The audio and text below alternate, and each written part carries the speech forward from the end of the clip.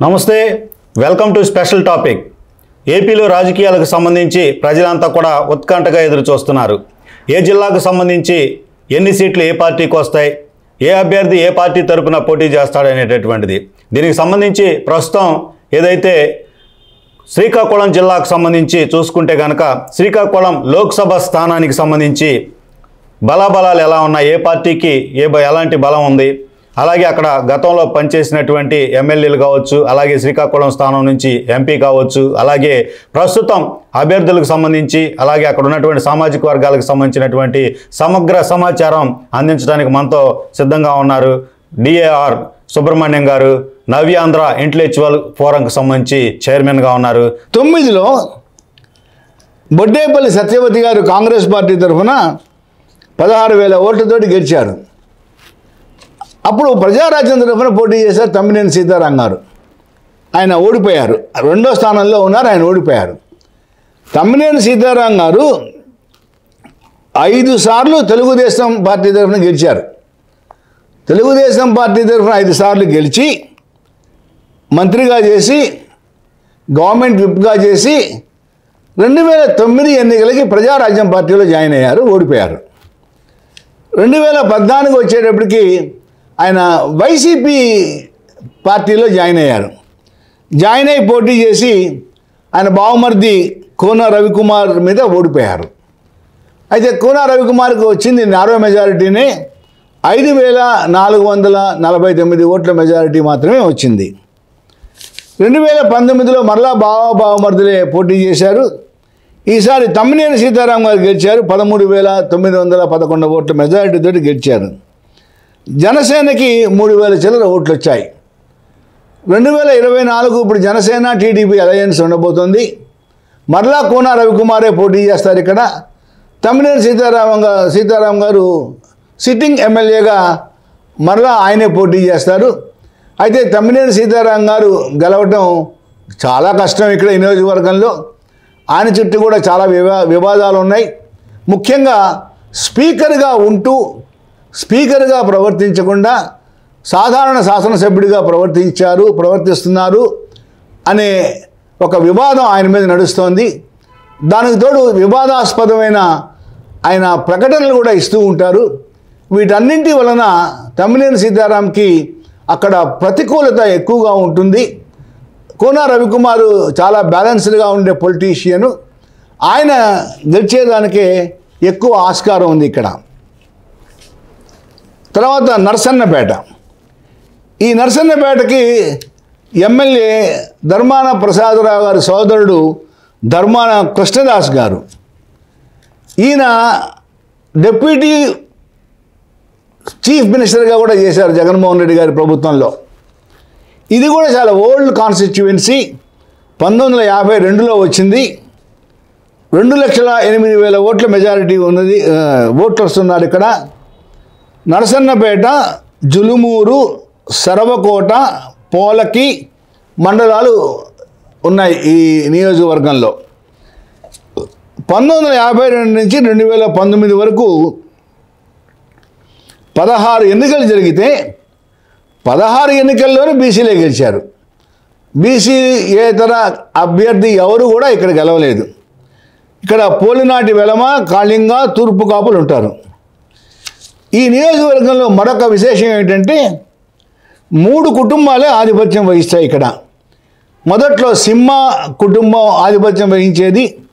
ఆ తర్వాత ధర్మాన వారి కుటుంబం, బొగ్గు కుటుంబం, ఈ రెండే అక్కడ మ్యూజికల్ చైర్స్ ఆడుతూ ఉంటాయి. నరసన్నపేట టీడీపీ ఆవిర్భవించాక 9 సాధారణ ఎన్నికలు, 1 ఉప ఎన్నిక జరిగింది. ఈ 10 ఎన్నికల్లో టీడీపీ 4 సార్లు, కాంగ్రెస్ 4 సార్లు గెలిస్తే వైసీపీ ఒక బై ఎలక్షను 2019. ఈ బై ఎలక్షన్ ఎందుకు వచ్చిందంటే ధర్మాన కృష్ణదాస్ గారు కాంగ్రెస్ పార్టీలో గెలిచి రాజీనామా చేసి వైఎస్ఆర్ కాంగ్రెస్ తరఫున 2012లో పోటీ చేసి గెలిచారు. ఆయనే మళ్ళీ 2019లో కూడా పోటీ చేసి గెలిచారు. ఇక్కడ ధర్మాన ప్రసాదరావు గారు, కృష్ణదాస్ గారు ఇద్దరు ఈ నియోజకవర్గాన్ని రిప్రజెంట్ చేయడం జరిగింది. 2009లో ధర్మాన కృష్ణదాస్ గారు కాంగ్రెస్ పార్టీ తరఫున గెలిచి 2012లో బై ఎలక్షన్లో వైసీపీ తరఫున గెలిచారు. 2014లో కృష్ణదాస్ గారు ఓడిపోయారు. టీడీపీ అభ్యర్థి రమణమూర్తి గారు 4800 ఓట్ల మెజారిటీతో గెలిచారు. 2019లో ధర్మాన కృష్ణదాస్ గారు 19555 ఓట్లు మెజారిటీతో గెలిచారు. ఇప్పుడు కూడా అభ్యర్థి బగ్గు రమణమూర్తి గారే. 2024 రాబోయే ఎన్నికలు కూడా బహుశా ఈ ఇద్దరు అభ్యర్థుల మధ్య ఉండొచ్చు. ధర్మాన కృష్ణదాస్ గారు అండ్ బగ్గు రమణమూర్తి గారు. చాలా కీన్ ఫైట్ ఉండే నియోజకవర్గంలో ఒకటి. ఎవరికి మొగ్గు ఉన్నది అని చెప్పడం కూడా కొద్దిగా కష్టమే. ఎవరు గెలిచినా కూడా మహా అయితే 4-5 వేల ఓట్ల మెజారిటీతో గెలుస్తారు. ఇలాగా ఈ లోక్సభలో 7 నియోజకవర్గాలు ఉంటే 7 నియోజకవర్గాల్లో 6 నియోజకవర్గాలు చాలా స్ట్రైట్గా తెలుగుదేశం పార్టీకి అనుకూలంగా ఉన్న నియోజకవర్గాలు. ఒక్క నరసన్నపేట మాత్రమే కొద్దిగా టైట్గా కీన్గా ఉండే నియోజకవర్గం. ఎవరు గెలిచినా కూడా 4-5 వేల ఓట్ల తేడాతో మాత్రమే గెలవగలరు. ఇంకా లోక్సభకి కనుక వస్తే లోక్సభకి 2014, 2019 రెండు ఎన్నికల్లో కూడా ఎర్రమనాయుడు గారి కుమారుడు రామ్మోహన్ నాయుడు గారే గెలిచారు. ఈ రామ్మోహన్ నాయుడు గారు చాలా చక్కటి పెర్ఫార్మెన్స్ని లోక్సభలో కూడా ఇవ్వటం ప్రజలందరూ చూశారు. ఆయన లోక్సభలో ఆయన పెర్ఫార్మెన్సే కాకుండా విడిగా ప్రజా జీవితంలో కూడా ఆయన పెర్ఫార్మెన్స్ చాలా బాగుంటుంది. యువకుడు అయినప్పటికీ కూడా చాలా బ్యాలెన్స్డ్గా, కాంపోజ్డ్గా, రెస్పాన్సిబుల్గా ఉండే యువ నాయకుల్లో అతను ఒకడు. ఆయనకి ఎర్రమనాయుడు గారి కుమారుడు అనే అడ్వాంటేజ్ ఉంది. ఆ శ్రీకాకుళం ఎక్కువగా బీసీలకి అనుకూలంగా ఉండే నియోజకవర్గం కాబట్టి ఆయన గెలవటం చాలా సులభమని నేను భావిస్తున్నాను. 2024 ఎన్నికల్లో కూడా లోక్సభ నుంచి రామ్మోహన్ నాయుడు గారే ఎక్కువగా గెలిచేదానికి అవకాశం ఉంది. టీపీ అభ్యర్థిగా పేరాడ తిలక్, ఈయన పేరు నామినేట్ చేయడం అయిపోయింది, ఇన్ఛార్జిగా పెట్టారు. ఈయన 2019లో టెక్కలి నియోజకవర్గంలో ఓడిపోయారు. ఈ పేరాడ తిలక్ గారు 2024 ఎన్నికలకి రామ్మోహన్ నాయుడు గారి మీద లోక్సభకి పోటీ చేసే అభ్యర్థిగా ప్రకటించబడ్డారు. ఏదైనప్పటికీ కూడా కొంత యాంటీ ఇన్కంబెన్సీ అధికారంలో ఉన్న పార్టీకి ఎప్పుడూ ఉంటుంది.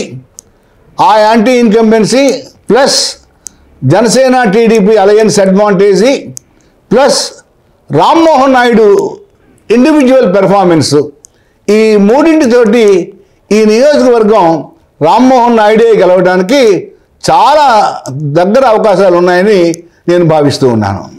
ఇది శ్రీకాకుళానికి సంబంధించినటువంటి లోక్సభ స్థానానికి సంబంధించినటువంటి సమగ్ర రాజకీయ విశ్లేషణకు సంబంధించినటువంటి సమాచారం. ఈ నియోజకవర్గానికి సంబంధించి చూస్తే కనుక ఏదైతే పేద మధ్యతరగతి ప్రజానికం ఎక్కువగా ఉన్నటువంటిది, వెనుకబడినటువంటి ప్రాంతంగా కూడా దీన్ని చెప్పుకోవచ్చు. ఇక్కడ ఏదైతే ఎన్ని తరాలు, ఎన్ని పర్యాయాలు ఏదైతే ఇక్కడ నుంచి ప్రాతినిధ్యం వహిస్తున్నప్పటికీ కూడా అభ్యర్థులు ఏదైతే పూర్తి స్థాయిలో అక్కడ ఉన్నటువంటి సమస్యలకు సంబంధించి కావచ్చు, వీటన్నిటికి సంబంధించి చెప్పుకోదగినంత అభివృద్ధి అనేటటువంటిది జరిగినటువంటి ప్రాంతంగా ప్రతిసారి ఎన్నికలు హామీలు ఇస్తున్నారు. హామీలకు సంబంధించి పూర్తి స్థాయిలో అక్కడ అభివృద్ధి చేసినటువంటి దాఖలాలు కూడా తక్కువగా ఉన్నటువంటి పరిస్థితి. ఇది శ్రీకాకుళానికి సంబంధించినటువంటి లోక్సభ స్థానానికి సంబంధించి 7 నియోజకవర్గాలకు సంబంధించినటువంటి సమగ్ర సమాచారం.